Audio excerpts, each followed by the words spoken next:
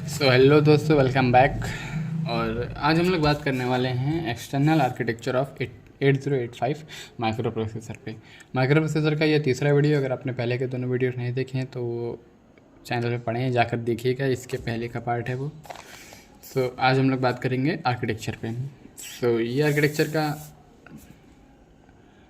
Diagram है। आप अभी स्क्रीनशॉट मत लीजिए, इसके आगे मैं आपको और अच्छा तरीके से बना उसको दिखा देंगे। तब तक आप यहाँ पे उसको देखिए 40 पिन का आर्किटेक्चर का डायग्राम होता है। इसको याद करने की एक ट्रिक भी है, अगली वीडियो में आपको ट्रिक भी बता दूंगा। इस वीडियो में पहले आप इसके क्या कहते हैं वर्किंग को देख लीजिए कि हर एक पिन का क्या वर्क रहता है। आज उसी के बारे में डिस्कस करेंगे, तो स्टार्ट करते हैं। तो इसमें सबसे पहले होती हैं 8 बिट की डाटा बस तथा 16 बिट की एड्रेस बस होती हैं। मतलब इसमें 8 एड्रेस बस होती हैं, डाटा बस होती हैं सॉरी, और 16 जो होती हैं हमारी एड्रेस बस होती हैं। मतलब टोटल कितनी हो गई हमारी 24 बसेस। तो इसमें 8 से A15 तक एड्रेस बस होती हैं तथा बची हुई 8 एड्रेस बस तथा 8 डाटा बस हमारी होती हैं AD0 से AD7 तक के। देखिए इसमें A8 से A15 तक के हमारी टोटल एड्रेस बस हैं। ये कितनी हो गई हमारी, इसमें आ गई हमारी 8 बसेस। अब 8 बसेस इसमें एड्रेस की बाकी हैं। हम लोगों ने मतलब 8 एड्रेस बस यूज़ कर लें A8 से A15 तक है। वैसे आर्किटेक्चर भी दिखाएं हम आपको, रुकिएगा। ये आर्किटेक्चर देखिए आपको ज़्यादा क्लियर होगा। देखिए यहाँ से हम लोगों ने यूज़ किए, ये हैं A8 से A15 तक की, ये सारी हैं एड्रेस बस है। इसमें खाली एड्रेस क्या कहते हैं, एड्रेस बस का यूज़ होएगा, मतलब इन बसेस से। अगर आपने एड्रेस बस और डेटा बस और कंट्रोल बस का वीडियो नहीं देखा है तो आपको वीडियो चैनल पर देख लीजिए, तो आपको ज़्यादा क्लियर हो जाएगा। फिर अब इधर बात करें हम लोग, तो यहाँ पे हैं AD0 से AD7 तक के। अब AD0 से AD7 इसमें ये टोटल 8 बसेस हैं। और एज यू नो कि हमको टोटल बस कितनी चाहिए थी, टोटल कितनी पिन्स चाहिए थी, ये टोटल सारी 8 और 16 जो बसेस हैं उनको पिन पे क्या कहते हैं चिप पे यूज़ करने के लिए हमें टोटल 16 पिन चाहिए था, जिससे आर्किटेक्चर हमारा और बड़ा हो जाता है। ये क्या कहते हैं, इसका कॉस्ट बढ़ जाता है। मतलब जितने भी लॉसेस होते हैं वो सब उनको रिड्यूस करने के लिए हमने क्या किया कि एड्रेस और डाटा बस को आपस में मर्ज कर दिया। सो इनका यूज़ हम कैसे करते हैं वही हम आपको बताएंगे। इसमें देखिए AD0 मतलब एड्रेस और डाटा 0, AD1 मतलब एड्रेस की बस और डाटा बस, मतलब इसी में आपकी दोनों बसेस हैं, एड्रेस डाटा। इसको हम यूज़ कैसे करेंगे, देखिए एक आता है ALE हमारा होता है, तो ALE का फुल फॉर्म होता है एड्रेस लैच इनेबल। तो ये एक पिन होती है, जब हम इस पर 1 देंगे तो जो हमारी ये बसेस हैं ये एड्रेस बस की तरह काम करेंगी, और जब हम ALE पर 0 देंगे तो ये डेटा बस की तरह काम करेंगे। ALE की वर्किंग जैसे आप नॉट गेट समझ सकते हैं, नॉट गेट और एंड गेट और गेट, सब गेट्स आपने पढ़े होंगे सेकंड सेमेस्टर थर्ड सेमेस्टर में, तब पढ़ा होगा।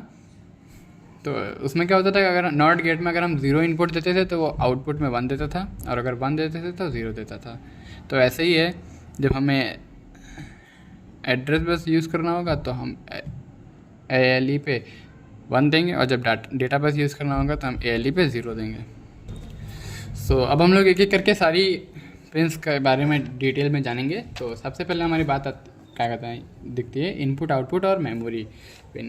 तो जैसे कि आप लोग देख सकते हैं इनपुट आउटपुट तो नॉर्मल लिखा है, लेकिन मेमोरी के ऊपर बार लगा है। बार मतलब लिखा है वो एक उसके आगे नॉट गेट लगा है।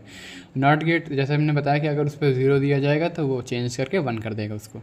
सो चलाने के लिए हमको 1 चाहिए, लेकिन अगर हम इस पर दोनों पे 1 दे देंगे, अगर दोनों को एक साथ यूज़ करेंगे तो दोनों हमारी यूज़ हो जाएंगी। तो हमको जब अगर किसी क्या कहते हैं, अगर इनपुट आउटपुट रीड करना है तो अलग चीज़ है, अगर मेमोरी रीड राइट करना है तो वो अलग चीज़ है। हम दोनों चीज़ें एक साथ तो यूज़ नहीं कर सकते, या तो हम इनपुट में कुछ रीड राइट करेंगे या तो मेमोरी में कुछ रीड राइट करेंगे। तो ये दोनों चीज़ें अलग अलग रहें, इसलिए हम इनपुट आउटपुट के ऊपर नॉर्मल और मेमोरी के ऊपर बार यूज़ करते हैं। जिससे क्या होगा, जैसे हम लोग इस पर 1 देंगे तो इनपुट आउटपुट 1 से चालू हो जाएगा, लेकिन मेमोरी के ऊपर बार लगा तो जो 1 होगा वो 0 पे कन्वर्ट हो जाएगा। तो 0 आ जाएगा मेमोरी पे, तो मेमोरी क्या कहते हैं मेमोरी की पिन ऑफ हो जाएगी, तो मेमोरी की पिन वर्क नहीं करेगी, लेकिन इनपुट आउटपुट की वर्क करेगी। जिससे हम 1 दे करके इनपुट आउटपुट तथा 0 दे करके मेमोरी पिन को यूज़ कर सकते हैं। यही इसमें कि जब भी जब वैल्यू 1 होगी तो हमारा इनपुट आउटपुट इनेबल हो जाएगा, जिससे हम इनपुट आउटपुट डिवाइसेस से कुछ रीड राइट कर सकते हैं। जब वैल्यू 0 होगी तो हम मेमोरी से कुछ रीड राइट कर सकते हैं, बस इतना ही सा। और अब रीड क्या करेंगे, अगर हम लोग सबसे पहले हम इनपुट आउटपुट डिवाइसेस को इनेबल करेंगे। देखिए हमको अभी रीड को इनेबल करना है। सबसे पहले हम ऊपर देखेंगे कि हमको रीड करना है, मतलब रीड राइट आप समझ सकते हैं मेमोरी से रीड राइट क्या होता है। देखिए पहले इसको कंफर्म कर लेते हैं। देखिए जब मेमोरी किसी चीज़ को रीड करती, मतलब मेमोरी के द्वारा जब मेमोरी के द्वारा कोई चीज़ अपने में, मतलब मेमोरी अपने में सेव करती है, तो आप लोग क्या करते हैं, मेमोरी राइट करते हो। और जब मेमोरी कुछ क्या कहते हैं, प्रिंटर पे प्रिंट कर रही है या आप मेमोरी से कुछ ले रहे हो तो मेमोरी रीड हुआ। अगर आप मेमोरी में कुछ सेव कर रहे हो तो मेमोरी राइट हुआ। आई होप आपको क्लियर हो रहा होगा, मैं दोबारा समझा देता हूँ। देखिए जैसे कि मेमोरी है, ठीक है, अभी मेमोरी में आप कुछ अगर रीड कर रहे हो, मतलब मेमोरी में आप कुछ सेव कर रहे हो, तो वो मेमोरी के लिए क्या हो गया, मेमोरी राइट हो गया। और अगर आप मेमोरी से कुछ कर रहे, मतलब आउटपुट ले रहे हो, मेमोरी से ले रहे हो, तो वो मेमोरी रीड हो गया। मेमोरी अपने पर्सपेक्टिव से सोच देखती है, मतलब मेमोरी में कुछ कर रहे हो आप, मेमोरी के अंदर राइट कर रहे हो तो मेमोरी राइट, मेमोरी से कुछ ले रहे हो तो memory read. So I hope कि आपको समझ में आया होगा। तो अगला टॉपिक यही है, मेमोरी रीड। तो रीड करना है सबसे पहले, तो अब हमको पहले ये कन्फर्म होगा कि हमको इनपुट आउटपुट से कुछ रीड करना है या मेमोरी से कुछ रीड करना है। तो सबसे पहले हम लोग ऊपर 1 देंगे या 0 देंगे, जो भी हमको यूज़ करना होगा। इनपुट आउटपुट से रीड करना होगा तो 1 देंगे, और अगर मेमोरी से रीड करना होगा तो 0 देंगे। तो मेमोरी से रीड करना है मान लीजिए, अगर इनपुट आउटपुट से रीड करना है तो हमने इनपुट आउटपुट पोर्ट पे 1 दे दिया। अब अगर हमें मेमोरी से रीड करना है, तो अगर मेमोरी से कुछ रीड करना है तो हम 0 देंगे रीड पे। ऐसे ही इसी प्रकार से अगर हमको मेमोरी या इनपुट में भी कुछ राइट करना है तो राइट वाली पिन पे 0 दे करके हम लोग इसका यूज़ कर सकते हैं। अभी बारी आती है S1 और S2 को। तो ये क्या होती है, इनको स्टेटस पिन बोलते हैं। इनकी हेल्प से हमें क्या कहते हैं, माइक्रो प्रोसेसर के स्टेटस के बारे में पता चलता है। जैसे आप व्हाट्सएप पे किसी का स्टेटस देखते हो तो क्या पता चलता है कि हाँ उस टाइम पे वो व्यक्ति या वो इंसान क्या कर रहा है, आप उसके बारे में जानते हो स्टेटस से उसके। अगर वो सही बंदा, मतलब जो भी अपना स्टेटस लगाता है वो अपने बारे में कुछ ना कुछ बताता है। तो ऐसे ही आप माइक्रो प्रोसेसर के स्टेटस को चेक करने के लिए S1 और S2 देख सकते हैं। तो उससे पता चल जाएगा कि मेमोरी उस टाइम पे क्या परफॉर्म कर रही है, मतलब कौन सा प्रोसेस वो कर रही है, उसी से हम, मतलब उसके बारे में हमें S1 और S2 पिन से पता चल जाएगा। अब बात करते हैं हम लोग इंटरप्ट्स की। तो इंटरप्ट्स क्या होता है कि अगर मतलब जैसे अचानक, जैसे आप कंप्यूटर चला रहे हो, ठीक है, एकदम से पावर ऑफ हो जाए, ठीक है, या फिर जैसे कि कीबोर्ड या माउस से होता होगा कि कभी कुछ कलर क्लिक हो गया या कुछ और हो गया, जैसे जो आप वर्क कर रहे हो तो वो बंद हो जाए, कुछ और काम होने लगे एकदम से, या फिर ओवर हीट हो जाए हमारा CPU, या कुछ ऐसी चीज़ें जो मतलब अचानक से हो जाए, ठीक है। अगर अचानक से कोई पावर फेलियर हो जाए या फिर कोई जैसे हार्डवेयर फेलियर हो जाए या माउस से कुछ अलग गलत क्लिक हो जाए, तो इसका क्या होता है, ये जब ऐसा कुछ होता है तो कंप्यूटर के पास सबसे पहले इंटरप्ट जाता है, जिससे कंप्यूटर को पता चलता है कि भैया क्या कहते हैं, अभी तुम जो कर रहे हो वो तुम अभी मत करो, थोड़ी देर रुक जाओ, जो ये आया है इसको सॉल्व कर दो, क्योंकि ये अगर सॉल्व नहीं हुआ तो आगे कुछ हो नहीं पाएगा। ऐसी कोई प्रॉब्लम्स आ जाती हैं जिनको सॉल्व करना सबसे पहले ज़्यादा ज़रूरी, मतलब हाई प्रायोरिटी जो होती है वो उन चीज़ों को दिया जाता है। तो उन पिनों को इनपुट करने के लिए क्या कहते हैं, कुछ पिन्स बनाई गई हैं, उसके बारे में हम देखते हैं आगे। सो ये पिन है INTR और INTR को, उसका नेम कुछ क्लियर नहीं क्यों बता रहे। तो सबसे पहले तो ट्रैप होता है, INTR होता है, INTA होता है। इसी के अंदर भी हमारे और आते हैं RST 7.5, RST 6.5 और RST 5.5। तो यहाँ पे कुछ बाकी रहेगा, देख लेते पहले। तो जो CPU होता है वो रनिंग प्रोसेस को बीच में रोक करके इंटरप्ट्स को हैंडल करता है, उसको मल्टीप्लिकेट करता है, ठीक है। मतलब यहाँ से हम समझ गए कि हाँ इंटरप्ट्स क्या होते हैं। इंटरप्ट्स समझ गए आप लोग। इंटरप्ट्स को मेमोरी में मतलब CPU को कैसे पता चलेगा कि हाँ भाई इंटरप्ट हुआ बाहर कुछ, तो उनके लिए कुछ पिन डिसाइड करी गई हैं कि हाँ जब इन पिनों पे सिग्नल आएगा कुछ भी, और तो जैसे सिग्नल उन पिन पे आएगा तो माइक्रो प्रोसेसर को पता चल जाएगा कि हाँ भाई इंटरप्ट बाहर कुछ हुआ है, हमको उसको पहले सॉल्व करना है। तो ये पिन्स कौन कौन सी हैं, ट्रैप है, INTR है, INTA है, और ये आपको जो बताए थे RST और RST, ये तीनों हैं। तो ट्रैप को क्या हो गया, मतलब देखिए उसमें भी एक क्राइटेरिया बना दिया गया कि हाँ भाई अगर हार्डवेयर वाला कोई फेलियर आया तो उसको हम थोड़ा कम प्रायोरिटी देंगे। अगर कोई क्या कहते हैं ओवर हीटिंग हो गया या कुछ और हो गया तो उसको ज़्यादा प्रायोरिटी देंगे। तो इस हिसाब से सबसे पहले जो हाईएस्ट प्रायोरिटी पे आता है उसको बोलते हैं ट्रैप। जैसे कोई पावर फेलियर हो गया या ओवर हीट हो गया तो सिस्टम को बंद करना पड़ रहा है, ठीक है, तो उस वक्त पे जो क्या कहते हैं ट्रैप क्या कहते हैं इंटरप्ट आएगा वो ट्रैप वाले पिन से अंदर को जाएगा, ठीक है। जो पावर फेलियर या ओवर हीटिंग जिससे सिस्टम को बंद करना पड़ रहा है तो वो आएगा ट्रैप में, ठीक है। और हार्डवेयर से रिलेटेड जैसे कीबोर्ड या माउस से कुछ गलत क्लिक हो जाए तो हार्डवेयर से रिलेटेड जो होते हैं, देखिए ट्रैप के अंदर सब कुछ आ जाता है, ठीक है। हार्डवेयर या जितना भी रिलेटेड है मतलब सारा ट्रैप में आ जाता है। लेकिन अगर पावर फेलियर सब कुछ हो रहा साथ में हो रहा तो वो ट्रैप में जा रहा है। बाकी ट्रैप को हाई प्रायोरिटी है, लेकिन अगर हाँ कीबोर्ड या माउस से कुछ क्लिक हो जा रहा है तो वो INTR में जा रहा है। और INTA क्या करता है, देखिए जब भी माइक्रो प्रोसेसर पर कोई इंटरप्ट आता है, देखिए जैसे कि अगर आप पेमेंट कर रहे हो किसी को भी, एग्जांपल के लिए बता रहे हैं, जैसे आप पेमेंट कर रहे हो किसी को और आपने पेमेंट किया मगर उधर क्या कहते हैं एक पेज लिख कर नहीं आया कि हाँ पेमेंट सक्सेसफुली हो गया है, मतलब तो आप कैसे, आपको पता ही नहीं चलेगा कि हाँ पेमेंट हुआ है कि नहीं हुआ है। आप अकाउंट चेक करोगे कि हाँ पैसे कटे कि नहीं कटे, और मान लो उधर सर्वर स्लो तो आप जान ही नहीं पाओगे कि हाँ क्या कहते हैं पेमेंट हुआ है कि नहीं हुआ है। तो उसी प्रकार से इसमें भी एक होता है INTA।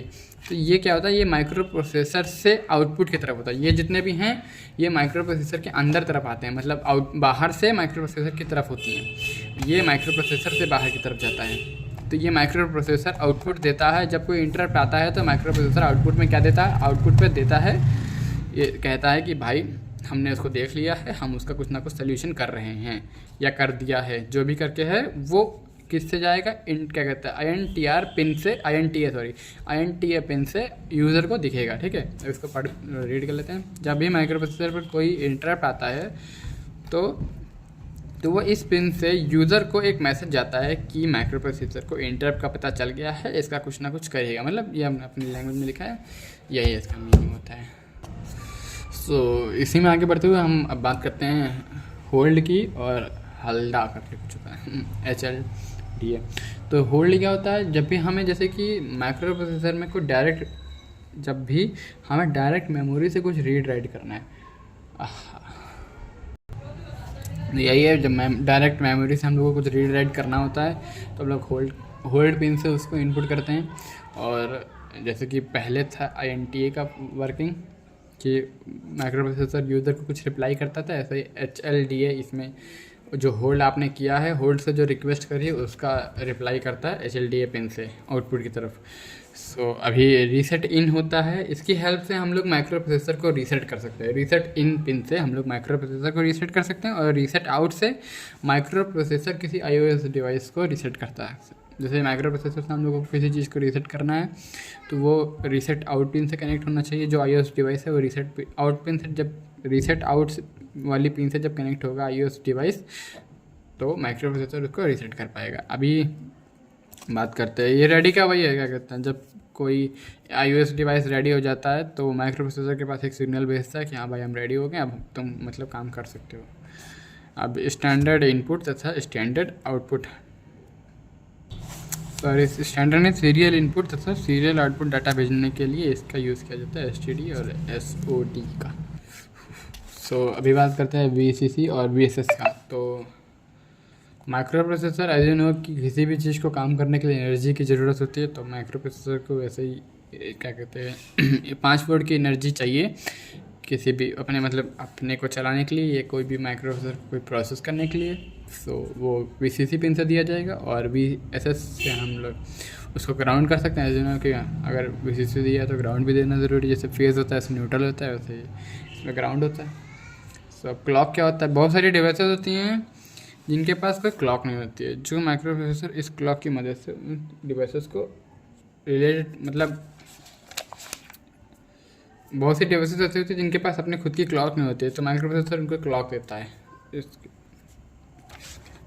अभी बात करते हैं X1 और X2 की। तो ये एक ऑसिलेटर्स होते हैं, जिन्हों कि माइक्रो प्रोसेसर वर्क करने के लिए एक उसकी फ्रीक्वेंसी डिसाइड करी गई है कि हाँ भाई तुम इतनी फ्रीक्वेंसी पे काम करोगे। तो माइक्रो प्रोसेसर की फ्रीक्वेंसी होती है 3 मेगाहर्ट्ज़ की फ्रीक्वेंसी पे वर्क करता है। तो जिससे माइक्रो प्रोसेसर वर्क करता है। वैसे तो मतलब क्रिस्टल ऑसिलेटर जो होते हैं वो 6 मेगाहर्ट्ज़ की फ्रीक्वेंसी को जनरेट करते हैं, ठीक है, बट हम उसका डिवाइड बाय 2 ही यूज़ कर पाते हैं, जिससे 3 मेगाहर्ट्ज़ फ्रीक्वेंसी ही बचती है। उसी को हमको यूज़ भी मतलब उतनी हमें यूज़ भी करनी है, उतनी बचती भी है। सो आई होप आपको ये वीडियो समझ में आया होगा। कुछ बहुत टॉपिक्स आई नो कि आपको समझ नहीं आए होंगे, बट जितना समझ में आया उसके लिए एक वीडियो को लाइक कर सकते हैं, चैनल को सब्सक्राइब ज़रूर करिए।